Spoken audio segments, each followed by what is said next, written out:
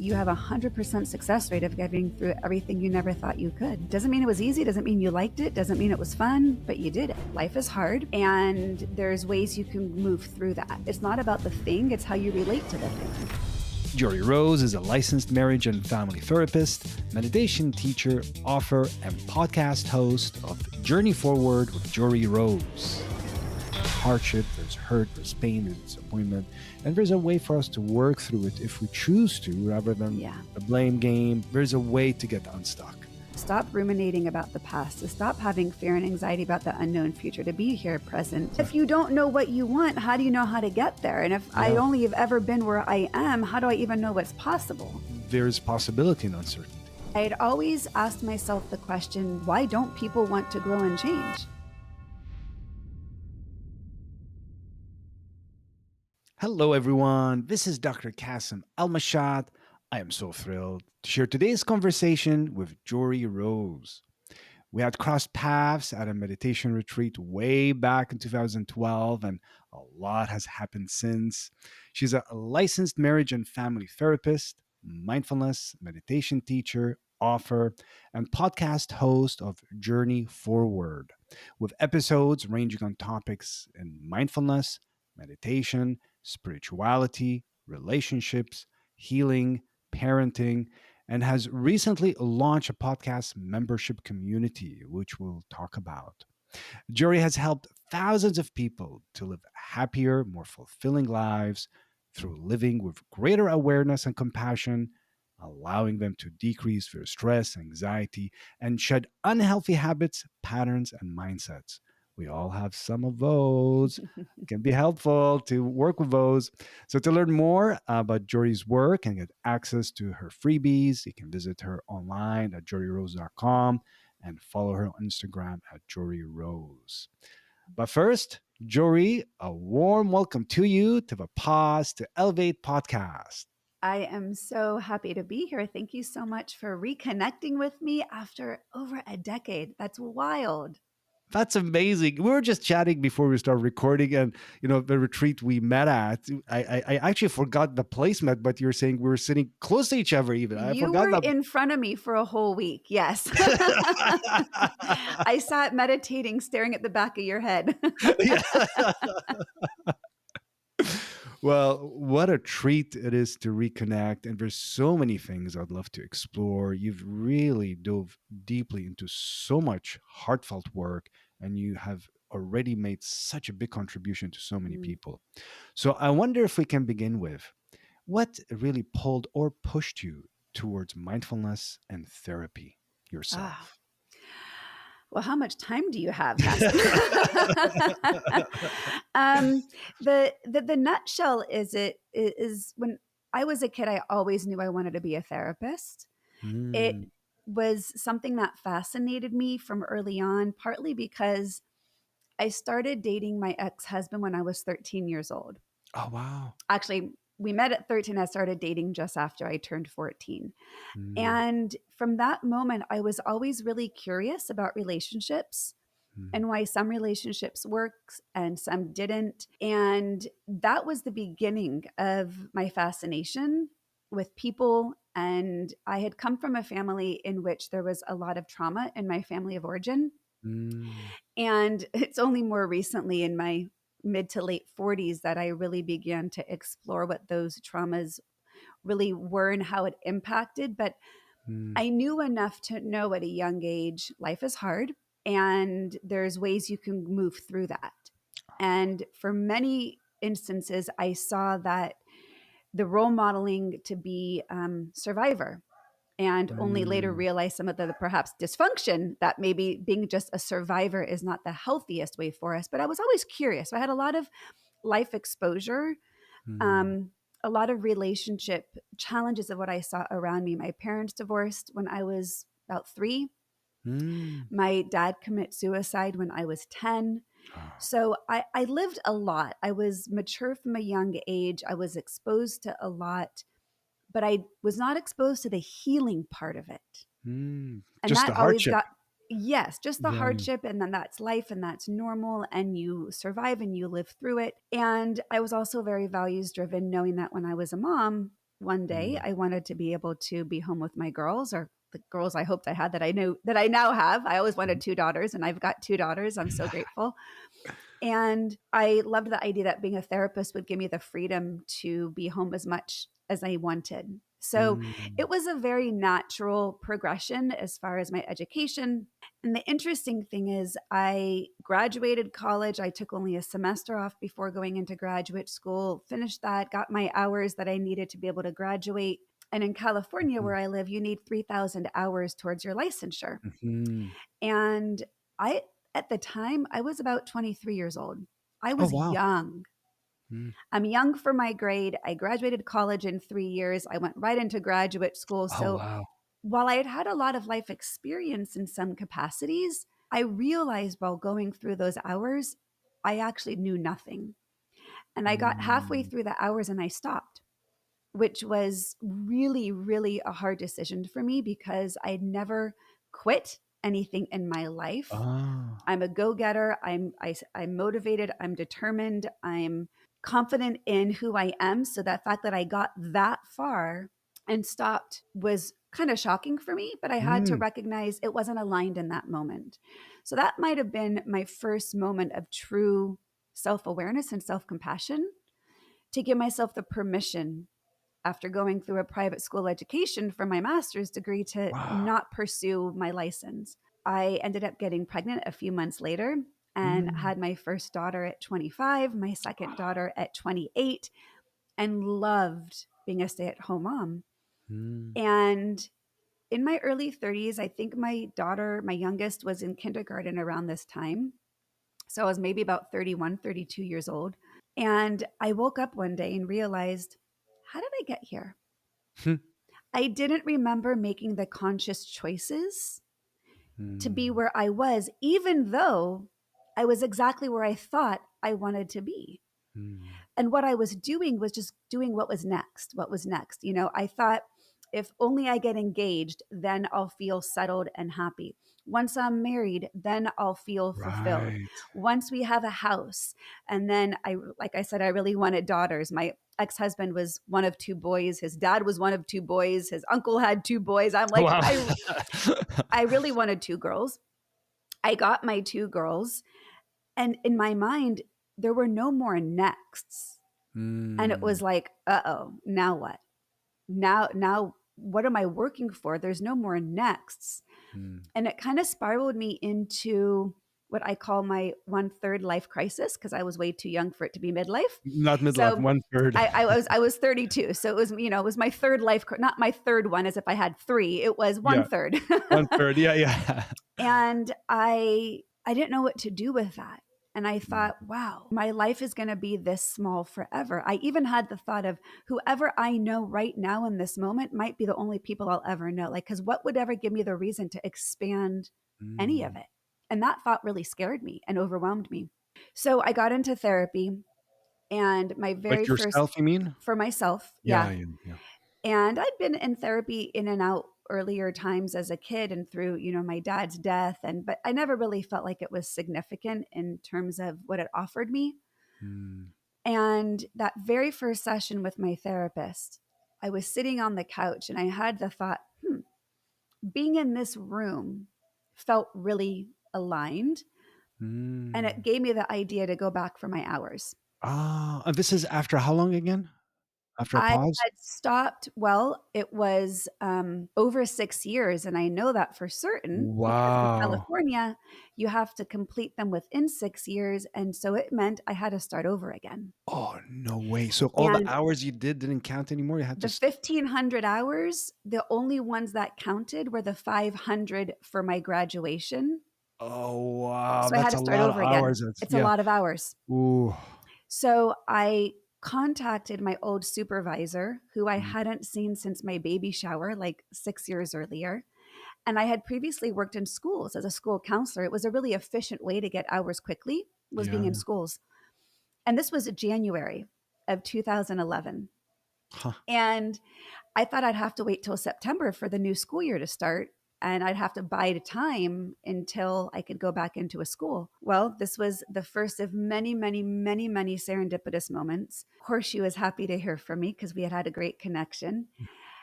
She had had a school that came on mid-year. She had an intern lined up, and the week before I called her, the intern dropped out. Oh, wow. What a timing. And the school was important to her because one of her friends was the principal. So she wanted someone Oh, skilled to go into the school and not a brand new intern. So I started the week later, how, I mean, literally. that's incredibly unusual, but you said yes to something yourself. It gets And better. yeah, you Oh, didn't know yeah. how. You just said, I need to go back. You just followed Yes, that I inner, followed the yeah, breadcrumbs. yeah, yeah. The So breadcrumbs. Yeah. I'm in Jackie's office. She's my supervisor for the first time after not working with her for over 6 years, 6, 7 years. And I see a book on her bookcase behind her. And on the spine of the book, all I saw was the word mindfulness. I had Mm, never heard of mindfulness. I had never meditated a day in my life. And I mm, said, "What's that?" mm, And at the time, she had some interns who were working with mindfulness in schools. And she mm, didn't really have an answer as to what mindfulness was, but she connected me with one of the interns who at the time had gotten certified through a program here in Northern California in Oakland called Mindful Schools. hmm. And Yeah. I looked them up online, and there was an introduction to mindfulness class the very next week. So I started that. So Talk about again, lining up stuff. I didn't know what I was leading towards, but I kept following this nudge. And to be really honest, that 6 week mindfulness class was not very good. Mm, I I don't really know what I learned other than I needed to learn more. mm. And I do remember that very first meditation that they guided us in. It was about a 10-minute meditation in Kasim. I literally thought I was going to die. Oh no. I'm When someone is this gonna who end? Yeah, I'm someone who has never stopped talking. I started talking when I was 9 months old. I was born yeah. quickly. I've been doing things fast ever since. Let's go, people. Like Let's go. meditation Yeah. was against all things I knew about how to Mm. operate in my life. And then I remember, this is hilarious. The second week of the class, they guided us in a mindful walking practice. Mhm, And I, of mhm. course, had no idea what the hell mindful walking was. But I remember the shoes I was wearing. And they were boots with like 3-inch heels and being guided to walk, as if your feet are kissing the ground. The only thought I had in my head is, wow, I really wear uncomfortable shoes. Why am I wearing these shoes? and and ironically, my daughter, all these years later, she's wearing those shoes now. They're on the floor of my in my family room because she wore them to work last night. So that's hilarious. But I I needed to learn more. Mm, And at this time, what I didn't share was part of the 1/3 life crisis that I was in was I realized I didn't think I was happy in my marriage. And mm, that's really what got me into therapy. And I mhm. had always asked myself the question, am I here because I want to be or because I'm afraid not to be?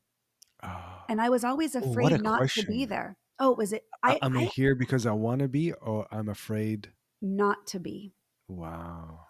And it was an important question that I even asked myself at 22 years old before I even got engaged.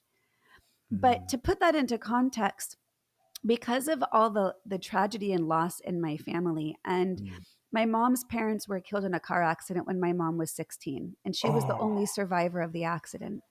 wow. And that greatly impacted, obviously, not just her and her younger brothers, but how I was raised. And I was Yeah. raised with fear and anxiety on a silver platter, then combined with my parents' divorce and my dad's suicide. In my young mind, people leave. Mm. That's real. That wasn't a what if. My fears were based in reality. They weren't literal thoughts. They were true in my Yeah, life. yeah. People have left, yeah. That's what happens, and you can't trust what's going to be there. So at the time, Mm, the values that drove me to my decisions were based on safety and security. And I mm, think that's why, and my ex-husband is a great guy. And in fact, now we've been divorced over 10 years. We're really good friends. We mm. do I mean, he and my fiance, who I've been with for 9.5 years, they have a great relationship. So it wasn't about him per se. It was, I was a very incomplete person at 13 Mm. years old, as most of us are, Yeah. making choices that were based on trauma informed beliefs that I was never taught to look at. Mm. Mm. So, getting into mindfulness was the first opportunity in practicing meditation where I was able to get out of my head and learn to tune into my body and feel what I was feeling and trust that was real and look Mm. at that with curiosity. And as you can imagine, as you know, what a gift that is, but it's also Yeah. terrifying as Oh, hell. yeah. And there was one day during that time period, I got a random message from an old college friend that was even actually not from my college. That was my boyfriend, who at the time became husband, his fraternity brother. And he Mm. just reached out and said, "How are you doing?" Mm. And I said, honestly, not so great. And his response was, "Hang in there, peaceful warrior." And I'm like, "Peaceful warrior? What's that?" And he said, "It's a book. Go look it up." Yeah, yeah. And that guy, his name is Jack. He like dropped in like a little angel and then flitted away. The Way of a Peaceful Warrior book. Yeah, Yes, yeah, yeah, with Dan Millman. So this is getting to the point of your answer. I'm sorry, it's a long winded answer. I go look up Dan Millman. I read the book. The book was mind blowing. And for yeah. many, as it was for me, it was an entree into spirituality that, as I Yeah. was beginning to understand mindfulness and meditation, was exactly what I needed to be reading. And Mm. that book was written in the 80s. And I'm like, who's this Yeah, yeah. Dan Millman guy? Is he still around? And I went to go look to research him. And what I got to was the Omega Institute Mhm. in upstate New York. And I kind of Yeah, got Rhinebeck, right? sidetracked. I kind of got Mm. sidetracked on looking up Dan Millman stuff because what I found was our MBSR retreat with John Yeah. Kabat-Zinn. I'm like, oh my gosh, he's the man. Yeah, yeah. And The I founder of wanted to mindfulness learn space. from Yeah. the best. I didn't want to just learn from another teacher. I wanted to learn from the source. And so that's how I got to Mount Madonna on our MBSR retreat. So by the Mm. time you and I met, I was barely a year into this whole awareness Oh, path. how you said it so beautifully. You're following the breadcrumbs, right? You really followed because you cannot, I mean, they could still be there, but you don't listen to them. But something you kept saying, oh, what is this? Let me see. Let me follow this clue. Let me follow this clue. And because it was leading me to the places it led, not only did I keep following, I was Mm, asking the universe. And every morning I did mm, in my short meditation. Sometimes I would do longer, but no matter how long I sat in practice, I did mm, three things every morning. I would do a heart opener. mm, And the first time I ever did a heart opener, I burst into tears because I realized how mm, much of my life I had been holding myself protected and inward. So just the posture mm, was very vulnerable for me. But I attached a mantra to that posture, and may I be open to all the gifts the universe has to offer, all the mm, experiences, opportunity, and people that come into my life to help me put me on the path I'm supposed to be on. mm. So as I Beautiful. Can you asked say that again just for listeners? yeah, Yeah. may I be open to Mm, all the gifts the universe has to offer, mm, all the experiences, opportunity, and people who come in my life to help me put me on the path I'm supposed to be on. beautiful. And that was my intuitive ask. That's what I don't know Yeah. where I got that from, but it's what I needed. Just, all right, universe, I'm here. Give me what you got. Yeah, yeah. And the universe kept delivering and delivering and delivering. And the more I asked, the more breadcrumbs, as we're saying, appeared. Mm, And it continued to unfold. After that retreat, I had also gotten simultaneously certified to teach mindfulness in schools. So I mm, was doing that at the school I worked at for 4 years, and from that, kind of on that little track, created curriculum that I wish I could have learned, yeah. because at the time meditation and mindfulness were still a little esoteric and not so mainstream, and I Mm. was a busy stay-at-home mom, and none of the Who's got teachers time were for that? talking to Yeah. me. They were talking to people who were already in a meditative mindset or Mm, lived that lifestyle, and I felt like this outlier that it didn't fit. So I wanted to create the curriculum that I wish I could have taken in my community. Mm. And it also led to a series of retreats, Mhm. which were all serendipitous, one of which that I gave you the little teaser when we spoke before our recording here was actually ended up being on retreat with Dan Millman. Mhm. And literally, Kasim, I could not have orchestrated this if I tried. I had one weekend the entire summer that I was going to be available. And I happened to look online back at Omega Institute. And the one weekend I was available was the one weekend Dan Millman was leading a retreat. That's incredible. Not only was it that, you know how like on your iPhone, there are all the emojis, Mhm. the calendar emoji is set to the date July 17th. Guess what day my retreat was on? No. July July 17th. 17th. Yes. Wow. So I was in this state of my life that all of this serendipity was happening. I had a light Mm. that kept going on by itself. I had turned 33. I was seeing the number 33 everywhere. I mean, Mm. I was being lit up Mm. in my spiritual signs. And I listened and I paid Yeah. attention. And that Dan Millman retreat was literally my single most life defining moment. Yeah. Because what happened, and this is how we get to the next whole part of the chapter, because if it weren't for this moment, none of where I am now would be where I am. Mm. So it was just a weekend retreat, about 65 people there Mm. of all ages. And the first part of the weekend was developing a peaceful, compassionate heart. Mm. And then the Sunday morning was developing your warrior spirit. Mm. And so Dan Millman, he's got a history in martial arts and he used to be an Olympic trampoline guy in the Olympics. He Oh, I was didn't a know that he gymnast. was in trampoline. Yeah, yeah. He was an Olympic trampolinist of Wow. all things. I know.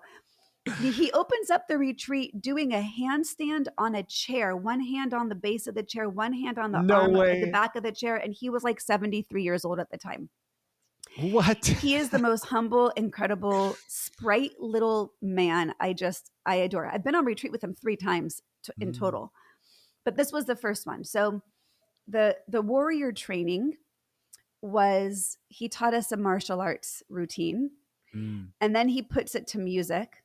And I'm having this kind of out of body experience that here I am on a Sunday morning at the Omega Institute with Dan Millman doing martial arts to a Lionel Richie song. Like, how did I get here? It was like, this was so far from like my normal, like just stay at home mom little life. He then divides us up into groups of 3 people. And this exercise in and of itself would have been significant to just do this, but this was just the beginning. He divided up us into 3 people. And let's say you, Kasim, are my long lost friend that I see across the room, as you would be now, 11 years later, right? Yeah, yeah. So I go walk towards you, and person number 3 in our little triad, as I'm walking towards you, throws their arm out in front of me, blocking me, preventing me from getting to you. Mm. You in this dynamic represent my goals or my dreams, and this Ah, person blocking me represents self doubt. right. So we had to go through this exercise a total of 9 times where we each had to experience being each role 3 And times, but physically, then it's very physically, visceral, like a visceral sense it of was the embodied. blocks that It stop wasn't us. just Yeah, conceptual. yeah, yeah, yeah, yeah. So the first time self doubt stops me. The second time self doubt stops me. The third time I physically push past self doubt, move their arm out of the way, reach you, give you a hug. Okay, now we Mm. rotate. And to see how did it feel to push past self doubt? How Mm. did it feel to not receive because of self doubt, right? Right. And then what does it feel like to be self doubt? Oh, wow. Blocking. So that in and of itself was pretty powerful. Mm. But then he assembles 2 cement blocks with a purple meditation cushion in between them and I can't do it with my microphone, an interlocking board across the top, a plastic interlocking board across the top. Mhm. And he tells us that we're going to break a board like a Mm. martial arts exercise. Can I swear on your podcast? Sure. Okay. This will be our first swear on the Okay. podcast. Well, oh my, I feel so honored.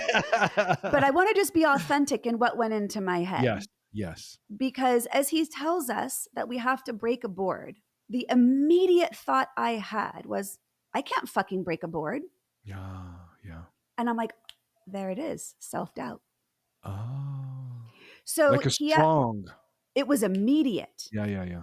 So he actually sets up 3 of these little stations and Mm. 3 different boards, and each one was a different weight.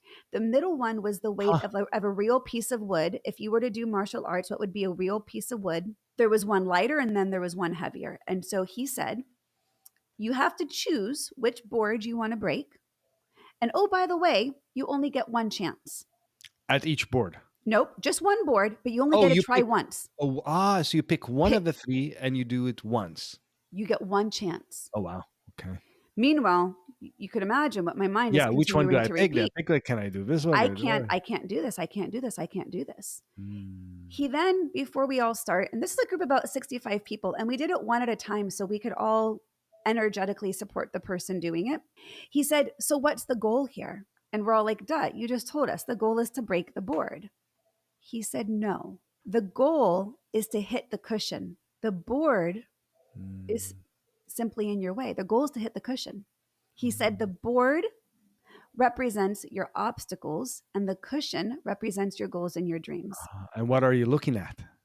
Exactly. So I'm someone who does not like to take the easy way out. So I chose the middle one. If I'm going to do it, I'm going to do it. Even though I'm convicted, I'm also very doubtful. Mm. So I get in line for the middle one. It's my turn. Meanwhile, the whole time I'm telling myself, I can't do this. And there's like women in their 70s. Now, the older women chose the lighter board, but they still did it. Yeah. But I chose the middle one. So it's my turn. I'm now kneeling down. I'm looking up at Dan Millman. He's kind of guiding me in what to do. Again, kind of like, how did I get here? And my entire focus and energy and gaze was on the board. Mm. And I reach my arm up and I come down and I didn't break it. Mm. And I was instantly like, see, I told myself I couldn't do it. So confirmation of my self-doubt, it was there immediately. And I felt shame and embarrassment.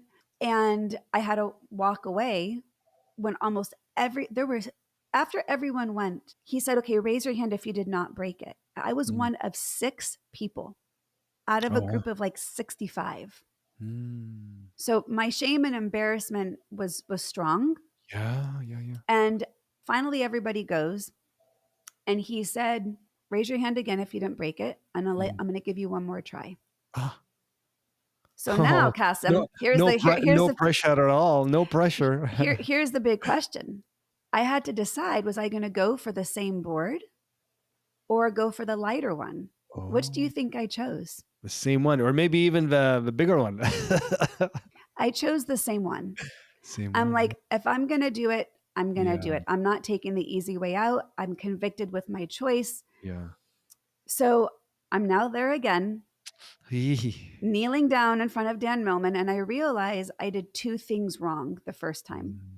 On a tactical level, I hit with the wrong part of my hand. And I knew that because my little pinky turned purple. Uh-oh.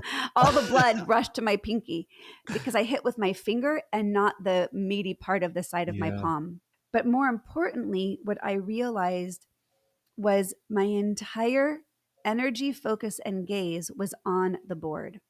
All I was Mm. doing was focusing on the On the obstacle. obstacle.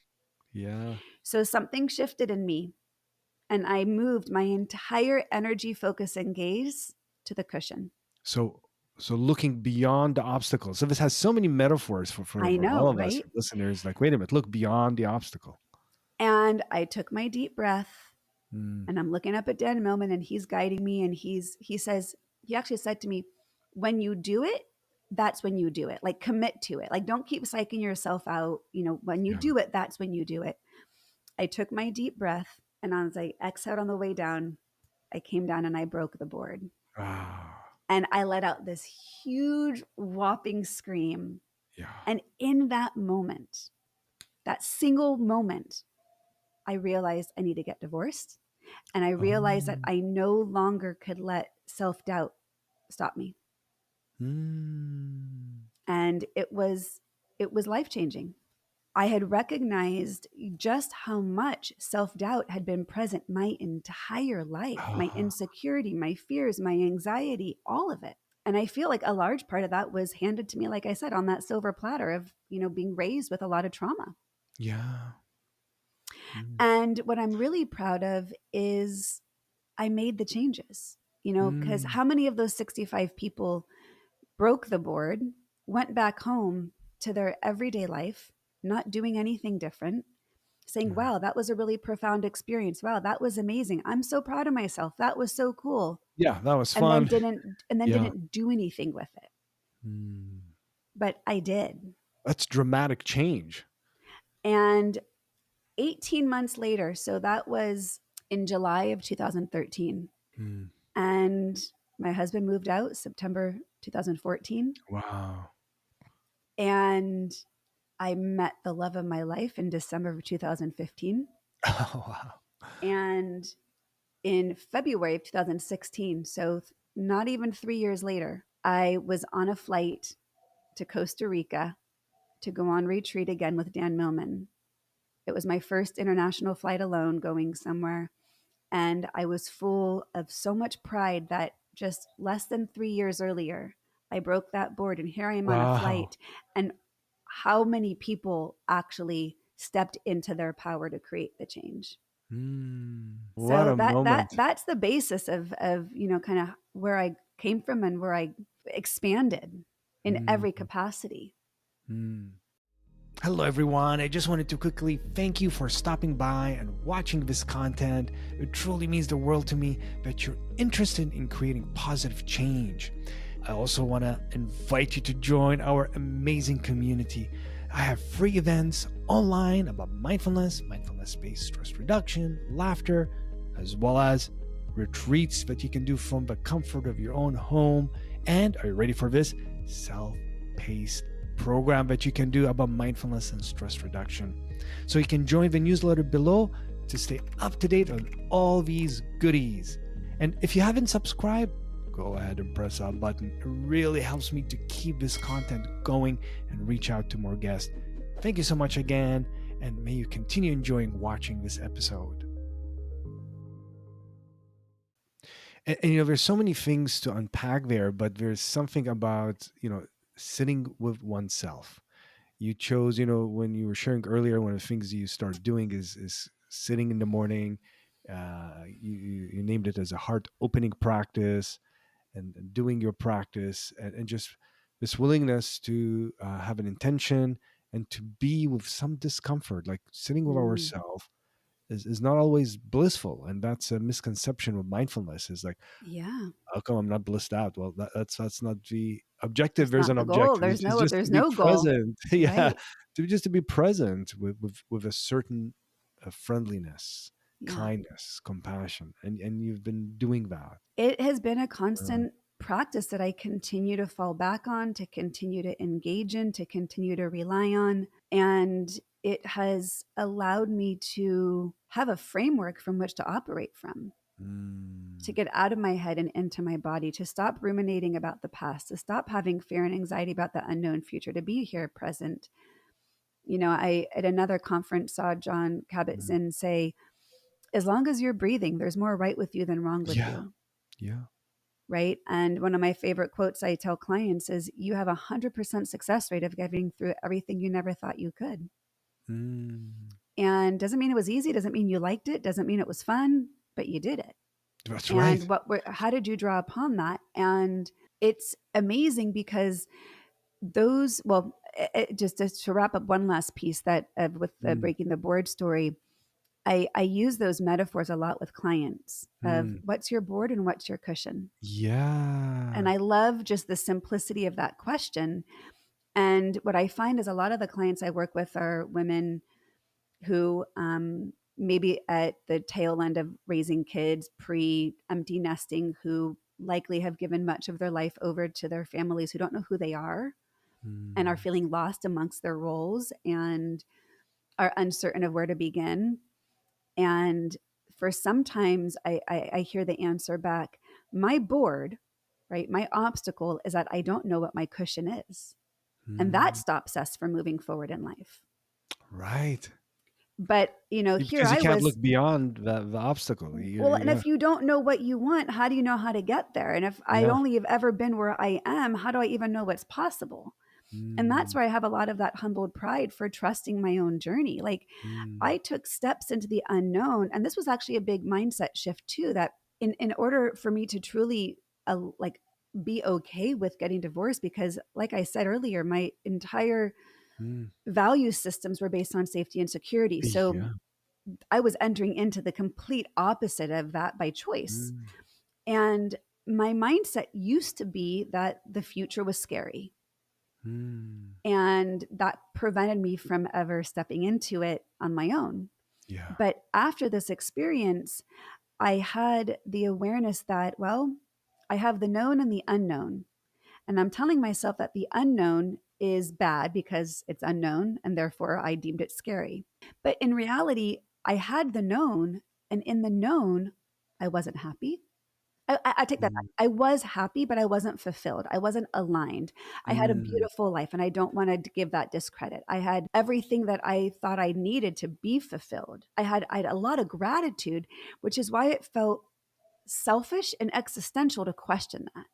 Mm. But I knew I wasn't aligned, and I wasn't living to the full expression of what I was beginning to recognize was in me. And so I had to shift my mindset. Well, if I thought the known was safe, but I'm unfulfilled and unaligned, Mm. therefore my happiness and fulfillment and alignment only can reside in the unknown.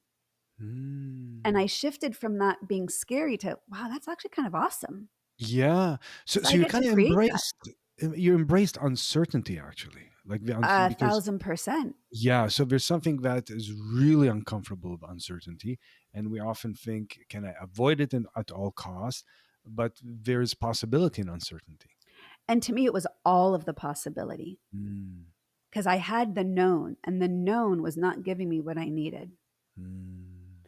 So there was one final piece of this whole shift in me. And I was at a conference that was a wisdom conference for women. There's about 200 women in the room. And there was a motivational speaker on stage. And this was maybe a year after breaking the board, somewhere around that time period. And the motivational speaker gets on stage and she says, I'm going to choose one of your names out of a hat. And if I choose your name, I invite you to come up on stage and speak for 2 minutes. Well, Cassim, you could Uh-oh, are we imagine gonna the guess who it collective is? groan that came across this room of 200 women. And you could palpably feel the anxiety just Oh shoot up. no. And she said, let me just ask you, what are you guys feeling right now? Hmm. And people just started shouting out, I'm anxious, I'm scared, I'm sweating, my heart's racing, all the embodied somatic experiences of anxiety. Hmm. And she said, actually, what you're all describing is simply just energy moving through your body. And Hmm. you are in a habit of labeling that energy as fear. You're Hmm. in a habit of labeling that energy as anxiety, and it's stopping you. Ah. She said, what if you were to recognize it was simply just energy and you actually plugged it in and it lit you up? What if So you then plugged it she's in so and lit then you she up? Yeah, yeah. said, okay, so I'm actually not going to call anyone's name out of a hat. And you heard this huge collective sigh of relief. Ah, everyone. Yes. And then she said, however, I will give you an opportunity. If you would like to come up here and speak for 2 minutes to support you in doing so, we will all give you a standing ovation on the way up and we'll give you a standing ovation on the way down. Oh wow. I shot my hand up in the air because I was in a habit. The whole previous part of my life was labeling that energy as fear and anxiety and having it stop me. It was focusing on that board once Mm. again. But I was in a mindset to shift it all because I was not available to live that way anymore. Mm. So I raised my hand. She called me up. I got my first standing ovation as I got up on stage. I don't know what the hell I talked about for 2 minutes, but I did it. I think it was about mindfulness and education, probably because that's what I felt confident in talking about at Yeah, the yeah. time. And I walked off stage and I got my second standing ovation as I walked off. But between that and the breaking the board, I never looked back. Of the Mm. old mindsets, the belief systems, they just didn't fit. Mm. Well, it's like that. You mentioned the board and the cushion, right? And the sensations we may have of anxiety or fear, or should I not, it's just the board. It's just And a it's board. it's yeah, it's okay to have that. Like it's actually not possible not to feel any anxiety, no fear. And I think sometimes we want that. I want everything to line up. I feel perfectly fine, then I will raise my hand or speak or take that, apply for a job, or ask someone out, or leave someone, or whatever it is. Can I share a Yeah. quick funny story about Yeah, Dan yeah. Millman? He told this on the Costa Rica retreat. He'd been going to the same retreat center for like 20 years. And, Costa Rica, they do a lot of zip lining. Yeah, yeah. So one of his first years, he actually went with the group to do zip lining. And there was a woman who was very, very anxious. Mm. And they were in the truck, and I've done this so I can picture where exactly they were. They were in the truck driving there, and she was getting very anxious. And Dan Millman has a very compassionate yet kind of blunt delivery, but he's kind, so it's not Yeah, rude. And she said she was anxious, and he was like, "What? You've never been in a truck before?" And she was like, "Oh, okay." They get to the site, and they're starting to put on the gear, kind of like yeah, yeah. the seat, like so, Harness. like, yeah, the harnesses, and there's like all the buckles. Yeah, yeah. And she said again that she was nervous, and he goes, "What, you've never put on a seatbelt before?" And she's like, "Oh, okay." And then they get to the first tree, and they're starting to climb the ladder to go up the tree, and she's really nervous, and he goes, "What, you've never climbed a ladder before?" And she's like, "Oh, okay." And then they get to the platform on top of the tree, and it's quite a big platform, and she's really nervous, and he goes, "What, you've never stood next to a tree before?" And she's like, "Oh, okay." And then it's her turn. Jeez. And she gets to the edge of the platform where her toes are dangling off. And she turns to him. He goes, "Okay, now be nervous." But I love that because of how much we have the anticipatory anxiety. And the anxiety for jumping that first jump is real. It's understandable. Like it'd be Yeah, weird not to have that. So, again, it's this reminder of, mindfulness does not teach us to not have those emotions. It's right. to recognize, where am I giving them power in my life or in Mm. my personal experience or in my relationships that are not serving me. Yeah. Yeah. And not to judge the sensations. Like if I'm feeling anxious, not to judge that anxiety. This is Like just anxiety. just anxiety. Like, I mean, still for me, after all these years, I love public speaking and present and conferences. Just before every time I've ever presented, there's like butterflies in the stomach. I just breathe it in. I'm like, yeah, like, but I use that as kind of gearing up, like, oh You my, plug it in. yeah, yeah, my engine is just getting ready. Let's do this, rather than, oh no, what if this happens? And like, it's just sensation, It's and just sensation. if it stops, I like, I don't know if I would feel alive. Like, do you know what I Yeah. mean? Like, if I go to present and I feel nothing, I don't know. I don't know. Would that be, yeah, Just like, would you have the energy? Yeah, when I first started dating my partner John, we were together for only 7 months and we went to Thailand.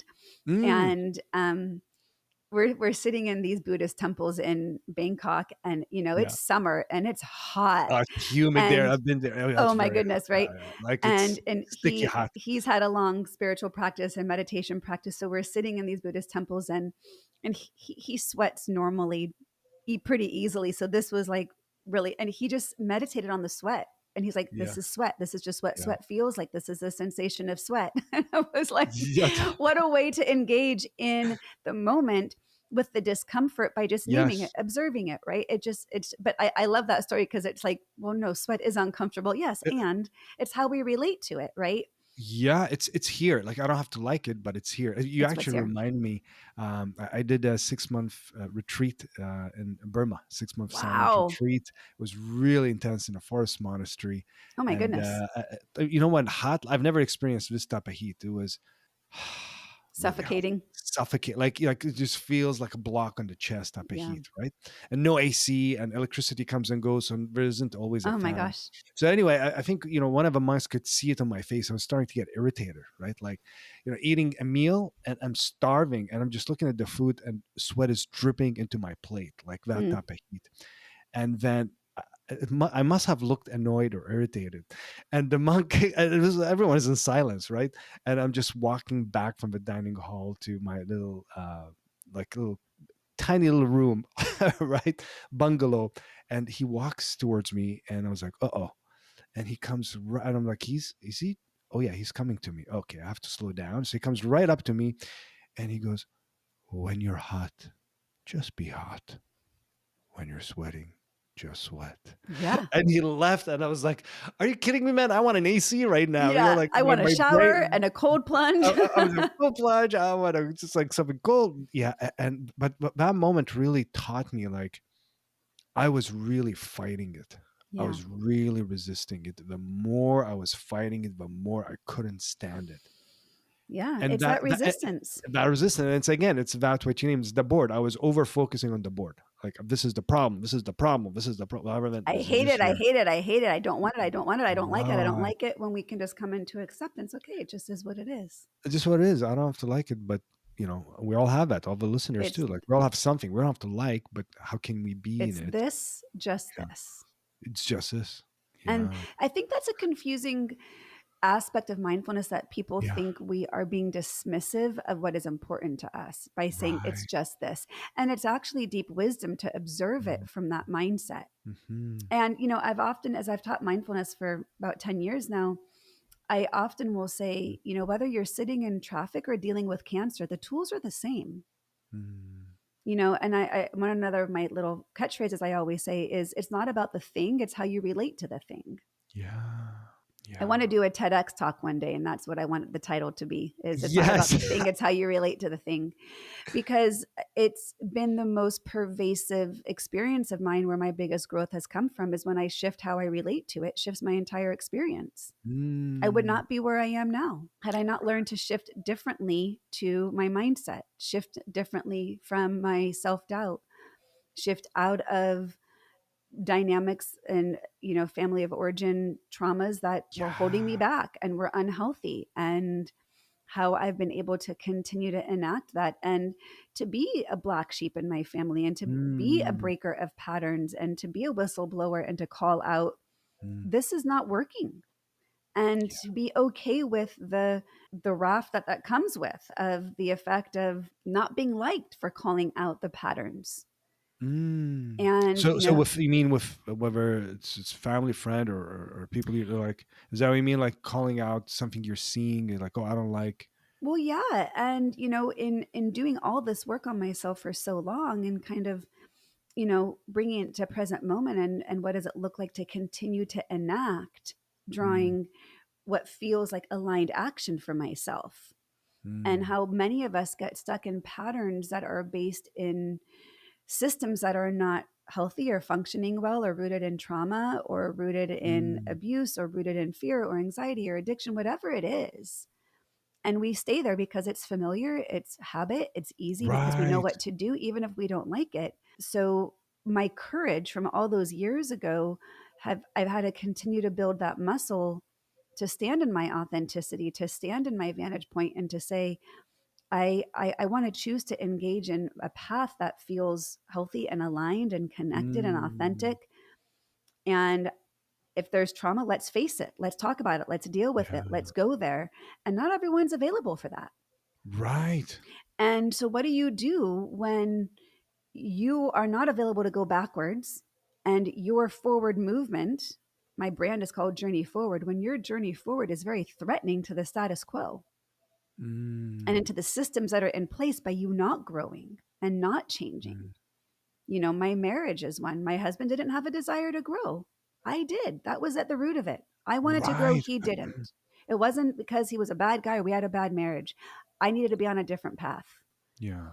My family of origin, I need to keep growing and be a role model for my daughters of what relationship and communication and boundaries look like. They're not in a space to want to do that. That's okay Right. for them. But Yeah. it's not okay for me to continue to be stuck up against the board over and over and over and over and over again, when Yeah. there's another path. Yeah. And I don't need to change anybody's mind, but I've learned to step into my confidence in, I can get to my cushion. And if you don't want to Mm. do that journey, that's okay. I'm not asking you to necessarily. I'd like you to, Mm. but that's not my work. Right. As you're saying, I just want to go back to something. As you're naming the relationship and your previous marriage, I guess when does someone know it's time to keep hanging on and work through something, and when is it time to let it go? I Well, think many it's a people get great stuck in a question. relationship like that. It's like, no, I just got to keep pouring more into it. And when do we know? So, my partner John and I would do a lot of relationship work, Mm, and he's a psychologist, and we have a lot of things that we're offering to couples. And this is a question we get asked all the time. mm, And our number one answer is, do they have a growth mindset towards relational tools? You can have a growth mindset in many areas of your life, but mm, do they have a growth mindset towards relational tools? mm. And if they And can you don't, say more about that if someone is not familiar with what is even growth mindset and relational are they tools? open to learning new skills? Ah, Are they open to practicing new ways of showing up, which requires a self awareness to recognize what are the patterns that are existing, right? mm, It requires courage to look at yourself because in order to grow, there's a lot of shadow work that comes in there. right. And it is work, it is effort, it is time, energy, and attention.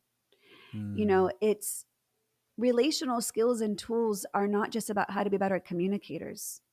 mm, And our work that we do together, and we have a joint relationship podcast, it's called Love Isn't Enough. And mhm, the root of that was actually really born out of, even though our relationship from the get go felt like divine intervention of us meeting, mm. about 7 years in, we got stuck. And we went through a short but very uncomfortable and powerful breakup. Oh, And what we realized was it wasn't about not loving one another or not wanting to be together. It was all of our own unresolved stuff from our past that was preventing us mm, from leaning into safety, trust, and vulnerability with one another. Because if you go to a couples therapist and they teach you how to repair after an argument or how to communicate more effectively, that's great.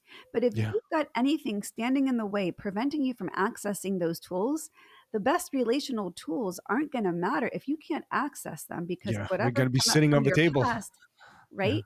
And so the courage to be open-minded and to get out of your Mm, own way to understand what are our patterns that we're getting stuck in that aren't working, and where can we begin to look for new ways to go about doing that. And a mm, big piece of that in our mind is the self work. And so actually the couples therapy that we do is a really unique and quite effective model of therapy. mhm, Is I work with the woman individually, he mm. works with the man individually, and then we all four come together in couples work. So we're Ah, allowing both the individual and the relational work to happen simultaneously. And even mm, in our individual work, they come to us as a couple so they know that we can talk behind the scenes on our individual sessions to help right. support the individual work that supports the couple. And it's huge because Mm, couples get stuck in the name and the blame game. Who's hurt more? If yeah. only you stopped doing this, I'd be fine. But we're not Mm, taking accountability into what do I need to do to show up differently. So we get to do that simultaneously. But mm, even outside of doing this model with us, if you are not inclined to grow and to learn, and the person in the relationship who's unhappy is asking their partner to grow and learn, and if the partner doesn't want to, that to me is one of the biggest indicators of whether or yeah. not it's worth staying in that relationship or not. Mm. And it takes so much courage to even ask oneself that and even ask their partner if they're wanting to do the work because they may get an answer of no, or maybe it is a yes, but they don't have a capacity Well, or that's what happened to readiness. me.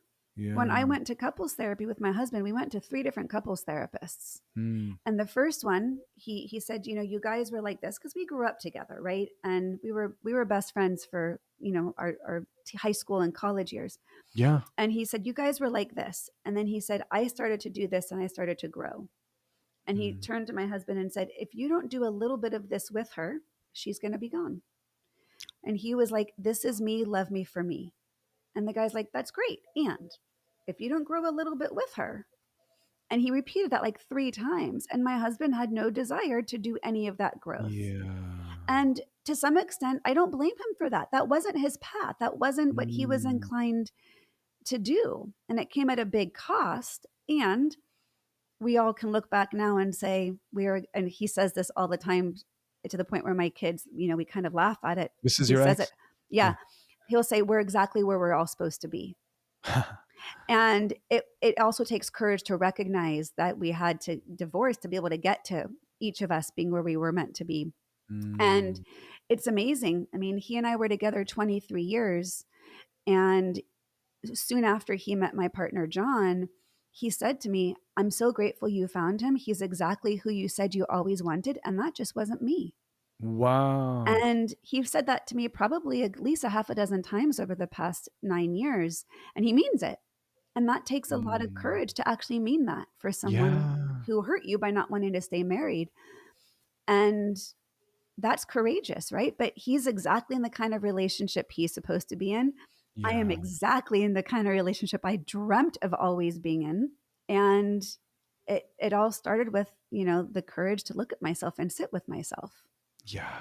And do the tough things. You said when we began something really beautiful too is, life is hard, but there's a way through them. Yeah. Right. So it's not, and even with mindfulness, it's not about sugarcoating. Everything is rosy, everything is No, wonderful. not at That's not all. mindfulness. You're saying no, life is hard. It's true. There's hardship, there's hurt, there's pain, there's disappointment. And there's a way for us to work through it if we choose to, rather than Yeah. the blame game, the pointing at everyone. There's a way to get unstuck. There And is. And in yeah, fact, the yeah. the business logo I have is a Thai symbol. Mm, It's a symbol that is the path to peace or quote unquote enlightenment. And it mm. actually is a symbol that when John and I went to Thailand after dating only 7 months, we got matching tattoos of, which I swore I would never get a Oh tattoo. wow. And it's called an unalome.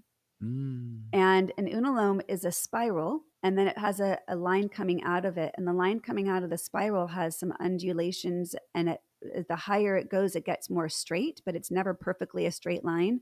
And what Oh. it represents is the spiral is where we get stuck, and the line coming out of it is the reminder there's always a path to getting unstuck, but the path is Mm. not a straight line. And Yeah. that is the first tattoo I got.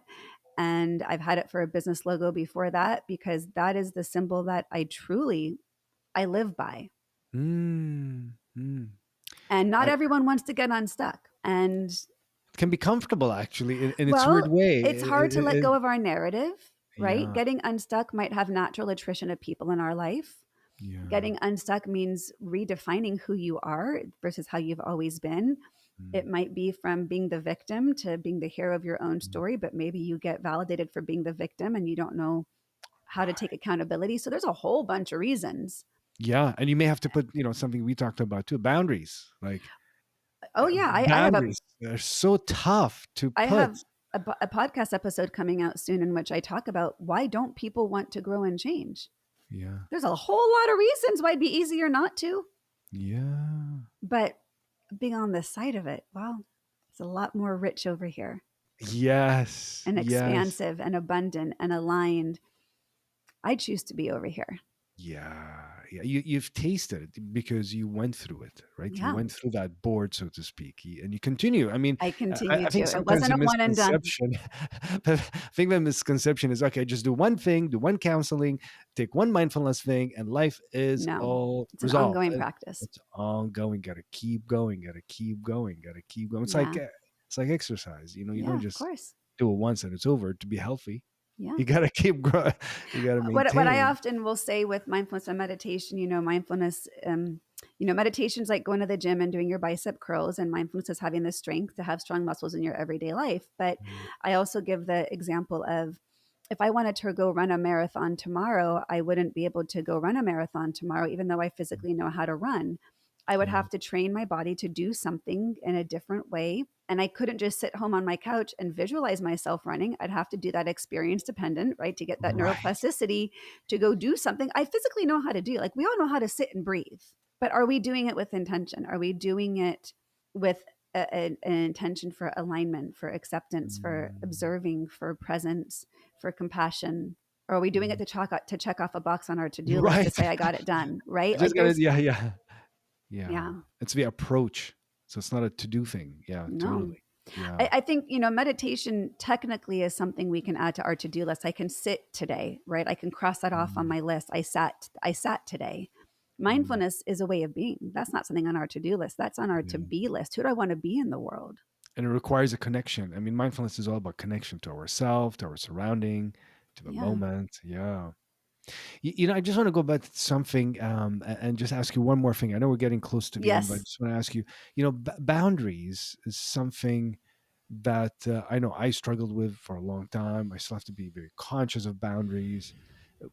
From your experience, both personally and your therapy work, like, why are boundaries so tough for us to set?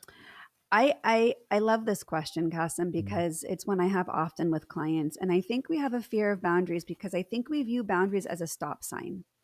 It's mm, no, it's this is not okay. It's a mm, line in the sand. When in fact, if it's a well defined, healthy boundary, it's more of a yield sign where we can be mm, yielding to one another. And I don't know if you know who Prentice Hemphill is, but they wrote a beautiful book and it's called How to Heal, I believe it's mm, called. And um, she had a quote in there that years ago went viral. And to summarize the quote, it says, boundaries are a way of loving me and loving you at the same time. mm, And I think when we think we have to draw a boundary, it's telling someone what's not okay. But I think part of that yield sign is to say, here's what's not okay, but here's what is. Here's what mm, doesn't work for me, but here's what does. And you can offer both. And this is, in alignment with my values or mm, my needs or, whatever's arising that is enlightening me to say, this is not working over here. Here is mm, what's okay. And mm. generally, the person who you need to draw the boundary with the most is not going to accept that, is not Yeah. going to be like, I'm so proud of you for taking care of yourself. Yeah, Good thank you so job. much for, like, They're not putting a going to do yeah, that. yeah, yeah, yielding me. And Yeah, yeah. right. And, so it's not just about what the boundary is. It's, I'm not available for this, but I am available for this. Mm, And that can be too esoteric for some people because even by saying I'm no longer available for this, that changes the dynamics. That yeah. changes the status quo. That changes the family system. And we know in systems theory, you move one little piece of the mobile, they all change, they all Yeah, move. yeah. And the most constant thing is change. So to me, boundaries are just an overarching evolution of relationship. But Mhm. I find the most stuck people are, it's because they're not growing and evolving, right? Yeah, And I yeah. prefer the word evolve over change because change implies we have to be different Mm, than who we are. And I get nitpicky with language and I don't want partners to change for one another. I want them to grow towards one another, evolve towards a shared vision, right? mm. Or individually, what is my evolution? I'm not going to change who I am. I might Right. change aspects about myself, but I think when people think I have to change, now I went through some pretty massive changes, Yeah. but they were the results of evolution, that it was the next natural progressive step. Mm. I really like how you said it, because change, sometimes we think like I got to become someone totally different, but it's like, evolving. It's like shedding things, Yeah. building I things, mean, look at learning things. nature. Look Yeah. at trees. Yeah.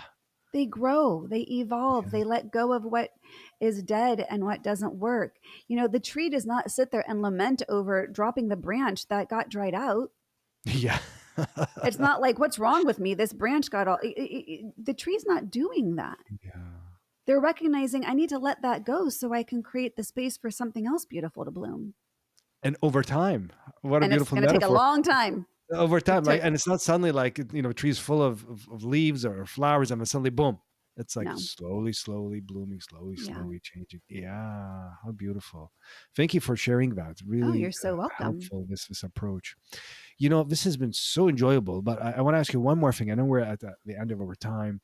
The name of the podcast is Pause to Elevate, and I know you've had to do many pauses in life to reinvent, to sit with yourself, and I'm wondering, what does pausing mean to you? How has this pausing supported you in elevating your life? I think for me, pausing has been in the form of meditation and journaling Mm, and allowing my hand to do the wisdom and not overthink things.